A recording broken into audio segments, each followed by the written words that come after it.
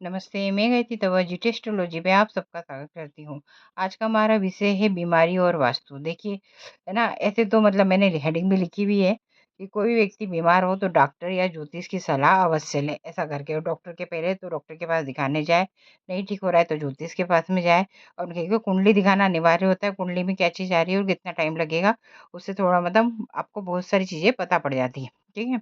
अब देखिए क्या होता है कि कभी-कभी हमारे घर का वास्तु भी गड़बड़ होता है, जिसकी वजह से या कोई चीज़ हमारी ऐसी होती है जो वास्तु के हिसाब से सही नहीं होती और उल्टा होता है, हमको बीमारी लग जाती है लंबी जो है ना, और लंबे टाइम तक बीमारी बनी रहती है।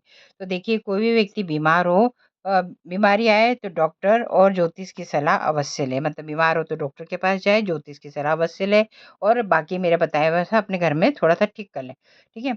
उत्तर पूर्व या उत्तर पश्चिम दिशा में हवा की व्यवस्था है ना, रखे या खिड़की रखे, ऐसा करके, ठीक है?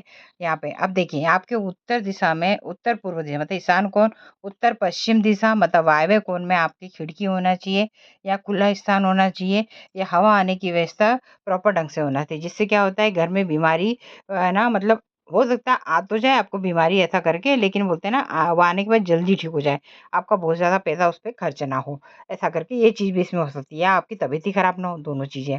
अच्छा, दूसरा दवाई ईशान कोण की तरफ मुँह करके लें, ठीक है? आप जब भी कोई दवाई डॉक्टर देता है आपको लिख के, तो हमेशा ईशान कोण की तरफ मुँह करके अपने इष्ट देव का नाम लेते हुए अगर आप दवाई लेंगे तो आपकी जल्दी ठीक होने की संभावना रहेगी। तुलसी पत्र अवश्य ही खाएँ, रोज़ 1 पत्ता तुलसी का अवश्य खाएँ, इससे भी बीमारी आपकी, तुलसी में वैसे ही बहुत सारे गुण होते हैं, सबको पता ही है, ऐसा करके। तो ये भी हमारे वास्तु में हमको है ना, हमारे शरीर के लिए सपोर्ट करती है। फिर दूसरा, भवन के चारों तरफ खुला रखें, ऐसा करके, जैसे आपका जो भी मकान है उसकी चारों तरफ खुला होना चाहिए। हाँ, अगर आपको रखना ही है तो आप दक्षिण दिशा में सामान रख सकते हैं।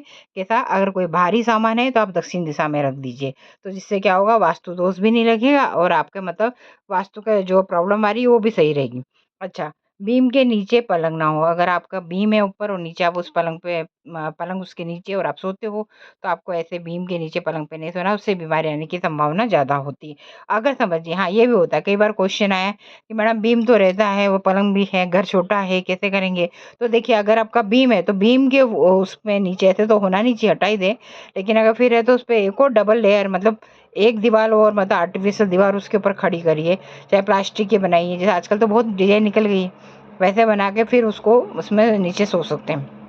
तो थोड़ी बीमार होने की संभावना कम रहेगी, मतलब उसका दोष थोड़ा-सा हट जाएगा। दक्षिण की तरफ सिर तथा उत्तर की तरफ पैर करके सोएं। ये तो बहुत से लोग को पता ही है कि हमेशा अपना जो सिर होता है वो दक्षिण की तरफ होना चाहिए और उत्तर की तरफ पैर होना चाहिए, ताकि हम सुबह उठे तो हमारा मुँह उत्तर की तरफ हो और हम प्रभु का स्मरण कर सकें उत्तर की तरफ देख के। ठीक है? घर में कैक्टस का वृक्ष या पौधे नहीं लगाना चाहिए। कैक्टस का वृक्ष पौधे लगाने से भी बहुत सारी है ना प्रॉब्लम्स आती है, बीमारी भी होती है, घर में झगड़े भी होते हैं। अच्छा, अब है ना, गृह क्लेश का कारण भी होता है। मैं ना, बीमार या गरीब व्यक्ति को ताने ना मारे। देखिए, क्या होता है, कई बार हम किसी क्रोध में होते हैं, कुछ होते हैं, है ना, वाक़ई कोई बीमार है। अच्छा देखिए, कोई नाटक कर रहा है वो अलग बात हो जाती है, ऐसा करके ना, और आप उसको ताने मार रहे, सुना रहे, वो अलग केस होता है। वैसे तो कर वो भी मतलब अलग ही चीज़ें करना नहीं चाहिए। लेकिन बोलते हैं ना, अगर वाक़ई वो रियल में बीमार है और कोई व्यक्ति मतलब गरीब है, बहुत कमाने की कोशिश भी कर रहा है, सब कुछ हो रहा है, तो ना गरीब किसी व्यक्ति का मज़ाक उड़ाए और ना बीमार व्यक्ति का मज़ाक उड़ाए, नहीं उसको ताने मारे कि तेरे से ये सब काम नहीं होते, देख हम तो इतना कर लेते। ऐसा अपने बखान उसके सामने करने की ज़रूरत नहीं है और नहीं उसे ताने मारने की ज़रूरत। ये सब करने से छो मतलब होता है ना, बहुत सारी बीमारियाँ हमारी ठीक हो जाती हैं, ऐसा करके। और बोलते हैं ना, हमारे ऊपर मतलब जो कोई कष्ट आने वाले वो भी थोड़े से हट जाते हैं। धन्यवाद।